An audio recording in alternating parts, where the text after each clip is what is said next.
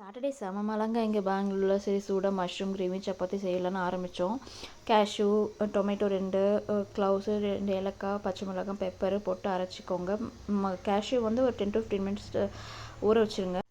Oil ஊற்றி ஒரு பெரிய வெங்காயம் நல்லா ஸ்மாலாக கட் பண்ணி போட்டுட்டு நம்ம அரைச்சி வச்ச பேஸ்ட்டு போட்டுட்டு கொஞ்சம் மஞ்சத்தூள், கொஞ்சம் கரம் மசாலா, சில்லி பவுடர் தேவைன்னா போட்டுக்கோங்க. அப்புறம் கொஞ்சம் கொரியண்டர். இவ்வளோதாங்க இந்த குழம்புக்கெலாம். எல்லா கிரேவிலையும் போடுற மாதிரி தான். கொஞ்சம் கொதிச்சதுக்கப்புறம் ஆயிலி வரும். அப்போ மஷ்ரூம் நம்ம ஸ்டார்டிங்லேயே கொஞ்சம் வணக்கி வச்சிடணும் ஆயில் போட்டு. அப்போ அதை போட்டோம்னா கொஞ்சம் ஈஸியாக முடிஞ்சிடும்.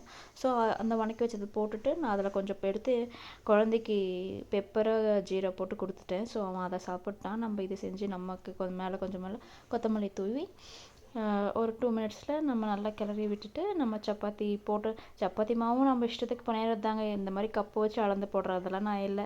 கைக்கு வர அளவுக்கு போடுவேன். அது அப்படியே சாஃப்டாயிரும். ஸோ நீங்கள் ட்ரை பண்ணிக்கோங்க. மழையில் நல்லா பார்த்துட்டு நாங்கள் சாப்பிட்டோம்.